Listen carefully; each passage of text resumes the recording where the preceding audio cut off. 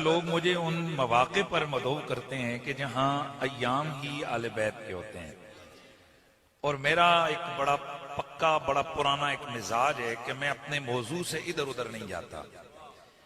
عام یار لوگوں کو اس سے یہ یا مغالطہ ہو گیا یا پھر شیطان نے ان کے کان میں کانا پھونسی کی کہ جناب یہ تو علی علی کرتا ہے تو یہ تو صحابہ کرام کے حوالے سے بات ہی نہیں کرتا۔ حالانکہ میں سمجھتا ہوں یہ تجاہل عارفانہ ہے۔ آج کے دور میں ہر بندے کے ہاتھ میں یہ کالا شیطان پکڑا ہوا ہے۔ اگر صرف میرے فضائل صحابہ کے عنوان ہی تلاش کر لیں تو صرف میرے یوٹیوب چینل پہ صرف افضلیت ابو بکر صدیق پر کم از کم 10 خطاب آپ کو ملیں گے، اور وہ صرف خطاب نہیں ہے نام کے۔ بہت ساروں کو تو وہ افضلیت کا نعرہ لگاتے ہیں، ان کو اہل سنت کے عقیدے کا ہی نہیں پتا ہے کہ ہمارا عقیدہ کیا ہے، لیکن انہوں نے ڈرامہ ایسا لگایا ہوا ہوتا ہے، یوں سمجھ آتی ہے کہ یار یہی بس ٹھیکیدار بن گئے اہل سنت کے۔ الحمدللہ العظیم ہم اہل سنت و جماعت ہیں، اور میں جتنی دیر میں نے سنا بڑا مزہ آیا۔ حضرت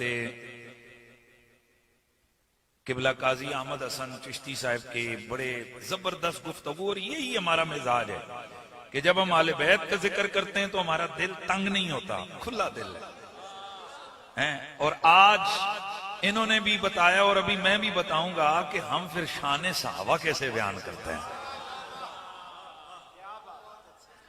اور بالخصوص حضرت خلیفہ بلا فصل سید الصحابہ والتابعین امام المسلمین امام الصحابہ والتابعین حضرت سیدنا یار غارو یار مزار مصطفیٰ اکرم و اتقائے امت حضرت سیدنا ابو بکر صدیق رضی اللہ تعالی عنہ۔ آج ہم نے یہ دیکھنا ہے کہ شان ابو بکر صدیق کیا ہے، اور چونکہ چوہان صاحب کا شکریہ کہ انہوں نے مجھے اس موضوع پر لب کشائی کے لیے مدعو کیا، تو کوشش کروں گا کہ از اول تا آخر میں شان ابو بکر صدیق ہی آپ کے سامنے بیان کروں، اور میں ساتھ یہ بھی کوشش کروں گا کہ سونے صدیق کے بارے میں جو میرے محبوب نے کہا ہے، مولا علی نے جو ارشادات فرمائے ہیں، زیادہ ان کو میں کوٹ کروں تاکہ یہ چیز ازہر من الشمس ہو جائے، تشت از بام ہو جائے کہ اہل سنت ہی سچے ہیں۔ کیوں کہ ہم علی علی کرتے ہیں صدیق کی سنت سمجھ کے، صدیق کے نعرے لگاتے ہیں علی کی سنت سمجھ کر۔ گرامی المرتبت حاضرین و سامعین، سب سے پہلے میں نے آپ کے سامنے یہ عرض کرنا ہے کہ سونے ابو بکر صدیق رضی اللہ تعالی عنہ اس امت کے سب سے بڑے انسان ہیں۔ یار لفظ میں نے کیا بولا ہے؟ اس امت کے، بولیے اس امت کے سب سے بڑے انسان ہیں۔ تو مذہبی لحاظ سے سب سے بڑا وہی ہو سکتا ہے کہ جو ایمانی اعتبار سے بڑا پاورفل ہو۔ کس اعتبار سے؟ ایمان کے اعتبار سے بڑا پاورفل ہو۔ میں تھوڑا سا عرض کروں گا کہ حضرت ابو بکر صدیق کے ایمان کی طاقت کتنی ہے، اور ایمانی حوالے سے ابو بکر صدیق کتنا امیر جنا ہے۔ تھوڑا سا سنیے، بخاری اور مسلم کے اندر یہ حدیث مبارکہ موجود ہے۔ اللہ کے نبی سرور کون و مقام فرماتے ہیں کہ قیامت والے دن اللہ تبارک و تعالی مجھے فرمائے گا کہ انطلق فاخرج من کان فی قلبہ ادنا ادنا ادنا مسقال حبۃ خردل من ایمان فاخرجہ من النار، او کما قال۔ میری گفتگو انشاءاللہ میں کوشش کروں گا کوئی مواد اور میٹیریل دوں، قرآن و سنت کو سامنے رکھ کر۔ میں تھوڑا ذوق آپ کا ضرور پورا کروں گا درمیان میں، لیکن خدا کے لیے ذرا یہ سننا ہے آپ نے بڑے دل کے کانوں سے کہ بھی ابو بکر صدیق کون ہے۔ تو سب سے پہلے ایمان ابو بکر کی اگر ہم بات کریں تو اس کو سمجھنے کے لیے یہ حدیث آپ سنیں کہ حضور سید عالم فرماتے ہیں کہ قیامت والے دن یہ کہا جائے گا مجھے کہ حبیب جاؤ، جس کے دل میں رائی کے دانے سے کم، اس سے بھی کم، اس سے بھی کم ایمان ہو.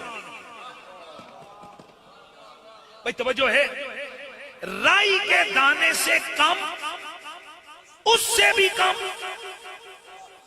یار آپ نے دیکھا ہے رائی کا دانہ ہوتا کتنا ہے؟ تو آپ اس کو 3 درجے اور کم کرو تو پیچھے رہ کیسے جاتی ہے. توجہ ہے، رائی کے دانے سے کم، اس سے بھی کم، اور اس سے بھی کم جس کے دل میں ایمان موجود ہے اسے جنت میں داخل کر. یہ آگئی جی ایک سائیڈ. اب دوسری سائیڈ کی طرف جاتے ہیں ہم.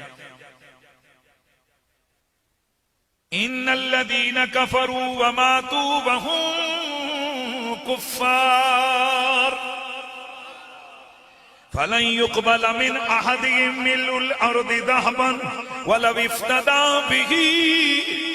اللہ کا قرآن کہتا ہے بے شک وہ لوگ جنہوں نے کفر کیا، حالت کفر میں مر گئے، اگر وہ فدیے کے طور پر پوری زمین جتنا سونا بھی لے کے آئے جنت میں داخل نہیں ہو سکتے.